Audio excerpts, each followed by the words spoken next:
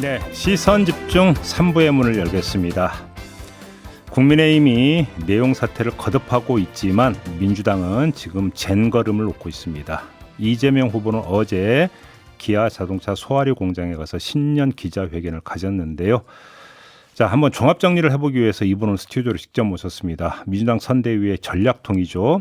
강훈식 전략기획본부장 모셨습니다. 어서 오세요. 네, 안녕하세요. 워낙 뜨거운 이슈라 상대당이긴 하지만 국민의힘 얘기부터 좀 해보죠. 네. 아무튼 김종인 총괄과의 결별은 뭐 이제 기정사실인 것 같습니다.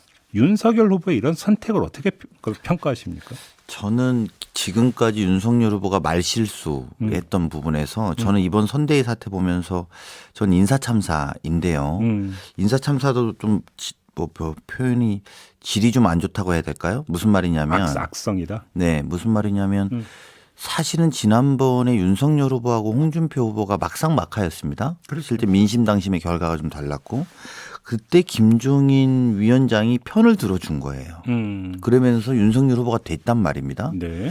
근데 그렇게 돼서 당선이 됐는데 당선이 되고 나서는 지금 혼란함이 오니까 제가 볼 때는 후보의 문제인데 어쨌든 선대위 문제로 이게 치환이 돼서 김종인 위원장을 결과적으로는 배제시키는 결과를 만들었단 말입니다. 그래서 선거에는 이용하고 배제한 것인데 이게 어떤 효과가 있을 거라고 보냐면 결국은 지금 또 안철수 후보랑 연대 문제가 쟁점이 될 수밖에 없을 텐데요. 단일화 문제가 급부상하고 있죠. 그렇습니다. 상대에게도 그런 시그널을 줄 가능성이 굉장히 많습니다.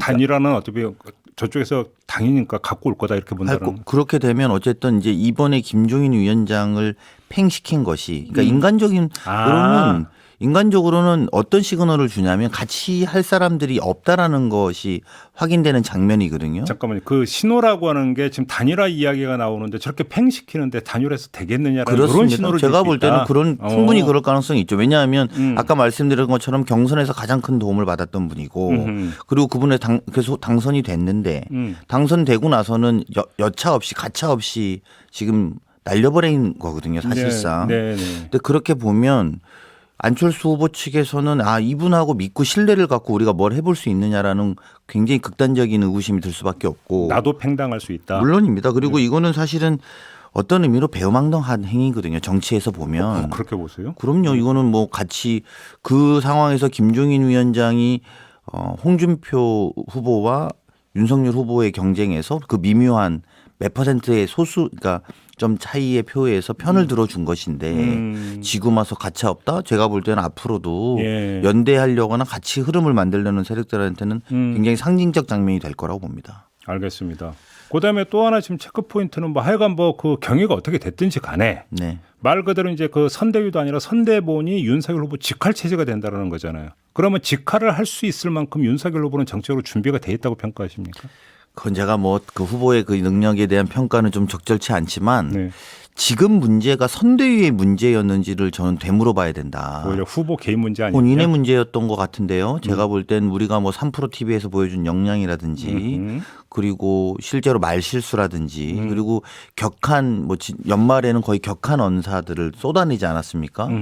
본인이 무슨 주어진 원고대로 읽은 거라고 하기보다는 본인 속내를 다 이야기한 느낌이었는데요. 그렇다면 본인의 반성, 본인의 혁신이 먼저이지 선대위에 누구를 어떻게 직할 체제로 바꾸고 안 바꾸고가 본질일까 저는 의구심 갖고 있습니다. 또 하나 이준석 대표의 거취는 어떻게 전망하십니까? 압박을 많이 받을 거로 보입니다. 제가 볼 땐 윤석열 후보 측으로부터 압박을 많이 받을 거로 보이고요. 근데 버틸 수 있을 거라고 보세요? 버틸 수 있을 만큼 버티겠죠. 그렇다. 이준석 대표가 지금까지 보여준 모습은 과거의 바른미래당 시절에 모습들을 보면 아마 싸울 때까지 싸울 거라고 봅니다. 그렇게 전망을 하세요? 그러면 결국은 내용의 요소 한 축은 또 계속 남아있게 된다는 이야기가 되는 거잖아요. 그렇습니다. 윤석열 후보 입장에서는. 그렇습니다. 완전 정리는 아닌 게 되는 버리죠. 그렇죠. 근데 그것이 정치력인데요. 사실은 지금 이 안에 내용이라는 것 자체가 정치력이 부재하다는 거거든요. 그러니까 사실은 국민들이 뭘 걱정하냐면 나라가 코로나로 어렵고 경제가 어려운데 이분들이 지금 야당이니까 이 상황을 지켜보고 있는 것이지. 만약에 여당이라고 하면 여당이 이런 권력투쟁과 이런 노릇을 하고 있다고 생각하면 국민들 굉장히 분노할 수밖에 없고 불안할 수밖에 없다고 봅니다. 그래요. 그러면 민주당 입장에서 호재입니까? 저희가 이 상황 상대당의 현재 혼란스러움을 호재나 악재로 뭐 생각할 만한 저희의 여유가 있지는 않습니다. 네. 무슨 말씀이냐면 네. 저희가 국민들한테 저희가 엄중하게 지금 상황에 대해서 바라보고 있고 좀 현재 대한민국의 위기 상황에 우리는 과연 걸맞게 움직이고 있는지를 끊임없이 스스로를 반성하고 돌아보고 있기 때문에요. 야당의 상황을 저희가 호재나 또는 뭐 악재다 뭐 이렇게 평가할 정도의 위치에 있지 않다고 봅니다. 뭐 그런 점 때문에 이해찬 전 대표나 정성호 의원이 어제 뭐 그러니까 경거망동하면 안 된다 뭐 이런 식으로까지 이제 이야기를 했다는 보도가 있었지만 오늘 한 조간은 또 어떤 걸 보도했냐면 민주당 일부 의원들이 뭐 선거 이제 끝난 거 아니냐라는 식으로 이야기하더라. 이걸 또 정치면에 박스 기사로 실었던데. 그러니까 지지율 때문에 이제 그런 말씀하시는 분들 때문에 아마 언론에서 이야기한 것 같은데요. 예. 저희는 굉장히 조심해야 될 때라고 생각하고 지금은 그 때다가 아니라 진짜 민주당이 변하냐 안 변하냐가 사활로 걸려 있는 거고 적어도 이재명 후보는 정말 민주당이 변해야 된다라는 진정성을 갖고 보여줘야 되기 때문에 이게 단기간 안에 그 뭐 선거 전략적 측면에서 자세를 낮추는 개념이 아닙니다. 완전히 환골탈태해야 된다라는 문제의식을 갖고 후보도 그렇고 당대표도 그렇게 갖고 있기 때문에 네. 그렇게 바꿔내는 과정으로 봐야 됩니다. 뭐 전략기획 본부장이시니까 그 누구보다도 이제 정확히 지금 이제 챙기고 계실 것 같은 거 좀 그럼 질문을 드리면 신년 들어서 이재명 후보가 거의 모든 여론조사에서 이제 윤석열 후보를 앞선 것으로 나오지 않았습니까? 네. 그럼에도 불구하고 이게 지금 어떤 대세가 굳혀진 건 아니다 이렇게 보시는 겁니까? 네, 저희는 아까 말씀드린 것처럼 저희 당이 지금 변하고 혁신하는 과정에 있는데요. 예. 이 과정의 결과값을 아직 보여드린 게 아니고 예. 특히나 선거의 전략적 측면이 아니라 진심으로 우리 당이 변화하는 모습을 어디까지 보여드려야 되는지를 앞으로 뭐 60일이 아니라 그 이후에도 계속 해야 되기 때문에 네. 이거는 뭐 지지율의 문제라고 생각하지는 않습니다. 지지율의 문제는 아니다. 뭐 그 문제는 좀 이따 여쭤보도록 하겠는데 아무튼 그럼에도 불구하고 이제 전략기획본부에서는 이제 계속 체크를 하잖아요. 그렇습니다. 그러니까 지지율 어떤 추이를 보면서 계속 체크를 하는데 그럼 제가 한번 이렇게 콕 찍어서 여쭤볼게요. 지금 서울이나 20대 같은 경우 이전에 이재명 후보에게 되게 불리했는데 민심이 지금 많이 돌아섰다는 진단은 있지만 아직 안착 단계는 아니다 이렇게 보시는 거죠? 네, 저희가 돌아선 일부의 조사가 있지만 네. 그것이 저희를 지지하고 있는 것이 아니라 상대가 너무 신뢰가지 못해서 여기를 한번 바라봐주는 정도라고 인식하고 있고 그렇기 때문에 말씀드린 것처럼 오랫동안 더 지속적으로 진정성을 가지고 네. 그런 문제를 설득해 나가는 것이 예.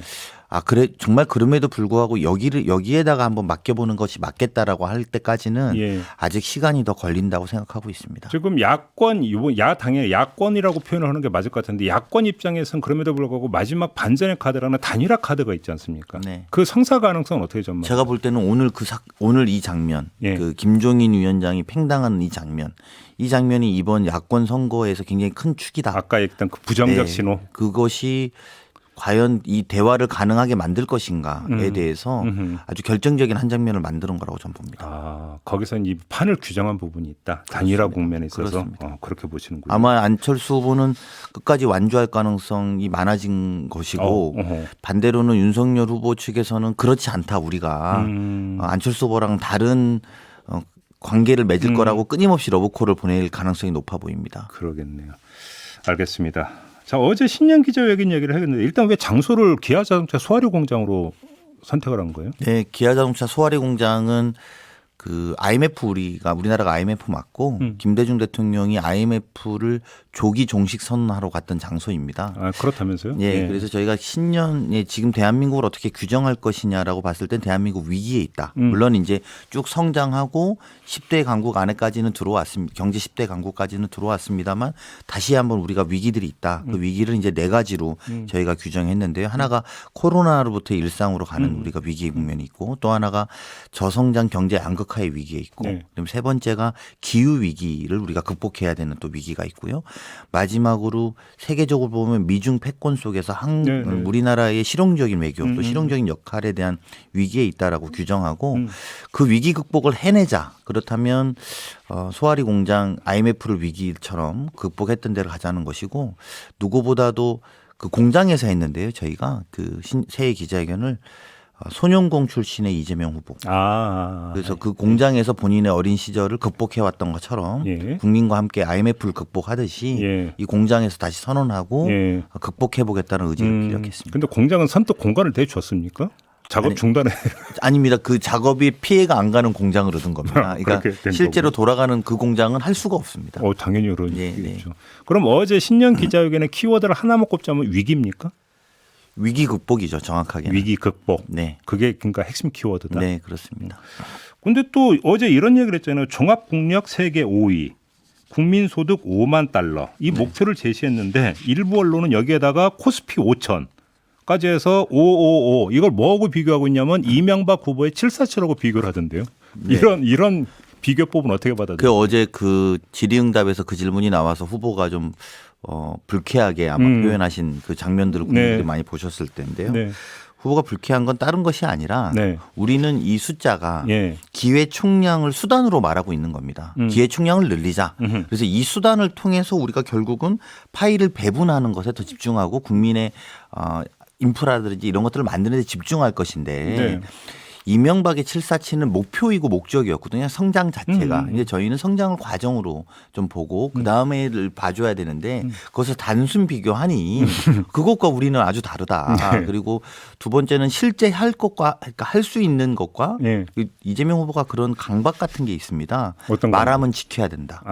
이런 강박 같은 게 있는데 네. 그 747은 정말 이렇게 소위 말하는 표를 얻기 위해서만 한 것 아니냐. 그건 공수표 아니었냐 이런 말씀이신 그런 것에 거죠? 대한 아마 불쾌함도 같이 있었던 걸로 보입니다. 비교할 걸 비교하지 왜 그걸 비교하냐 이런 겁니까? 두 가지 다 측면에서 그렇습니다. 알겠습니다. 전국민 재난지원금 카드를 다시 꺼냈는데요. 자, 전에 꺼냈다가 철회했다가 다시 꺼낸 이 과정. 그럼 도대체 상황이 또 뭐가 달라진 겁니까? 아닙니다. 어제 정확하게 본인 그 후보가 워딩을 했고요. 예. 설 전에 그 지원금을 하자 이렇게 또는 했던 것을 취소했던 거 다시 하자 이런 것이 아니라 기본적으로 소상공인과 그 손실보상이 두텁게 해야 된다. 그리고 여력이 된다면 네. 그것을 승수 효과를 늘리기 위해서 네. 그런 것도 검토해달라는 요청 같은 거였지. 예. 그것이 이제 철회됐던 것을 다시 해내자 또는 뭐 과거처럼 무슨 또 전선을 만들자 이런 취지는 전혀 아닙니다. 그리고 그거 이후에 또 그 백브리핑에서 그렇게 설명을 했습니다. 아니, 뭐 추경 30조 얘기했잖아요. 후보가. 네, 그렇습니다. 25조 30조 이야기를 했었죠. 그냥 그러니까 그 각설하고 홍남기의 벽이 너무 두껍지 않습니까? 돌파 가능합니까? 그래서 아마 어제 이제 그 부분에까지는 이제 우리가 확언할 수 없기 때문에 예. 근데 다만 이런 문제가 있는 것이죠. 예. 정부 입장에서는 그 총리도 그런 이야기를 하던데요. 네. 지금 선거 직전이라서 네. 정부와 여당이 짜오라는 게 야당의 입장 아닙니까? 네. 근데 이제 선거 직전에 이런 것들을 주는 문제에 대해서 참 정부로서도 곤욕스럽지 않습니까? 네. 왜냐하면 이게 무슨 또 매표 행위냐, 뭐 또 관건 선거냐 네. 이런 문제 제기가 될 수 있다라는 네. 것이 정부는 어려운 상황입니다. 그렇죠. 하지만 코로나로는 국민들은 어려워하는 상황이고요. 그리고 이 문제 처음에 50조 100조 논란을 시작했던 게 야당입니다. 그래서 그런 선거의 어떤 문제라든지 또 재난 전체의 금액을 애로사항들 또 재정당국의 애로사항들을 왜냐하면 지금 한다면 부채로밖에 할 수 없는 상황이거든요. 네. 국가 부채를 낼 수밖에 없는 상황이기 때문에 이런 걸 고려한다면 여야가 합의하는 것이 네. 우선되는 것이고 근데 야당이 지금 그 상황이 저런데 지금 여기에 이제 협상을 해서 합의를 할 수 있을까요? 그래서 저는 아까 말씀드린 것처럼 지금 진짜 야당이 저런 게 나중에 야당이 저런 모습을 보면서 국민들이 이 대한민국을 저기다 맡기면 어떡하나 이런 걱정이 드실 거라고 봅니다만 지금 야당이 아무리 어려워도 소상공인 손실보상하기 위해서 코로나 이겨내려면 나와서 이 협상을 하셔야죠. 좀 약간 결례되는 질문인지는 모르겠지만 그 민주당 집권 여당이잖아요. 집권 여당인데 홍남기 부총리한테 연전 연패 아닙니까? 좀 집권 여당으로서 면이 좀 안 서는 거 아닙니까? 예. 결례되는 질문이신데요. 그래도 국민 입장에서 되게 궁금하거든요. 이제 뭐 재정당국의 입장이 있으니까요. 저희가 뭐 그 부분에 나를 더 세우는 것보다도 예. 어쨌든 국민들이 코로나로 많이 어렵기 때문에 저희는 그 입장에서 더 설득하는 노력은 할 겁니다. 그래요. 알겠습니다. 주택공급 대책도 조만간 발표한다라는 예고 기사를 제가 본 것 같은데 어떻게 되는 겁니까? 아닙니다. 그건 검토되고 있는 여러 안 중에 하나입니다. 그래요? 조만간은 아닙니까? 그렇습니다.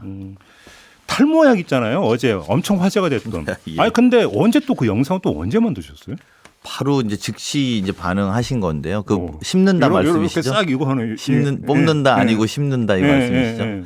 그게 이제 저희 청년 선대위에서 탈모인들에 대한 공약을 그러니까 리서너 프로그램이라고 청년들이 나가서 국민들한테 직접 여쭤보는 겁니다. 우리가 뭘 공약했으면 좋겠냐 그랬더니 그 중에 하나가 탈모인들을 건강의료보험으로 좀 지원했으면 좋겠다 이런 이야기가 나왔던 모양입니다.